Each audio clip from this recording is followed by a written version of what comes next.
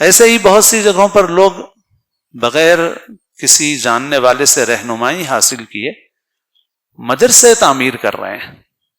پھر آگے ہم جیسے لوگوں سے رجوع ہوتے ہیں اور وہاں ہم لوگ مدرسہ بنا دیے، بھائی وہ مدرسہ چلانے کا ہے. ارے بھائی مدرسہ بنانے سے پہلے پوچھتے کہ بھائی یہاں مدرسہ چل سکتا ہے کہ نہیں چل سکتا.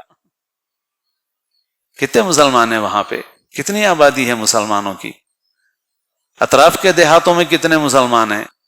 کچھ آپ نے نہیں دیکھا، آپ نے بس جذبے میں کہ بھائی یہاں ہماری جگہ تھی، یہاں ہماری پلاٹنگ ہوئی تھی، یہاں ہمارا آبائی مکان تھا، یہاں ہم نے مدرسہ بنا دیا، مدرسے کی تعمیر کر دی.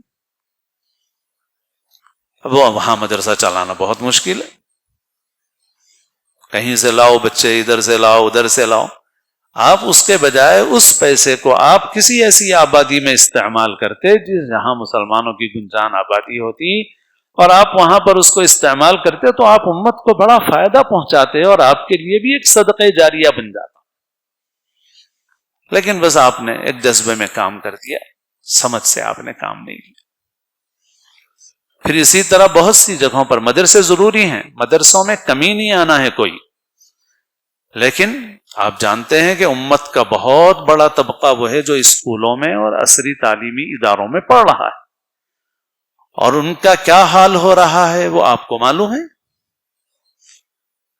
تو بہت سی جگہوں پر مدرسوں سے زیادہ ضرورت پیش آ رہی ہے مسلمانوں کے اسلامی ماحول کے اسکولوں کی. گجرات کے ایک عالم دین کا کلپ کل ہی ایک محترم نے بھیجا مجھے، تو اس میں مولانا حنیف لوہاروی صاحب مدثر اللہ کا، اس میں انہوں نے یہی فرمایا کہ جو اسکول اس نیت سے قائم کیا جا رہا ہے کہ یہاں پڑھنے والے بچے سورج کی پوجا کرنے والے نہ بنے، زمین کی پوجا کرنے والے نہ بنے، ایک اللہ کی عبادت کرنے والے بنے، نمازی بنے، تو اس اسکول میں بھی وہی اجر و ثواب ہے جو مدرسے میں اجر و ثواب ہے. تو دیکھنا ہے آپ کو کہ بھئی یہاں کون سا کام مفید ہے آپ کو. اگر وہاں پر مدرسے کی ضرورت ہے، مدرسہ پہلے نمبر پہ، لیکن نہیں مدرسے سے وہاں وہ فائدہ نہیں ہو سکتا ہے، اسکول بنایا جا سکتا ہے، وہاں آپ کو اسکول بنانا ہے. اور یہ ایک مستقل موضوع ہے کہ اس وقت امت کی بہت شدید اور اہم ضرورت ہے اپنے ماحول کے اسکولوں کی تعمیر. حضرت مولانا علی میاں رحمۃ اللہ علیہ کی باتیں تو کئی بار سنا چکا ہوں. حضرت نے یہ بات 1974 میں فرمائی تھی، 1974 میں، آج سے 50 سال پہلے تقریباً حضرت نے فرمایا تھا کہ اگر کوئی مجھ سے یہ پوچھے کہ میں کوئی کار خیر کرنا چاہتا ہوں کیا کروں، تو میں اس سے کہوں گا کہ ایک اسکول بناؤ.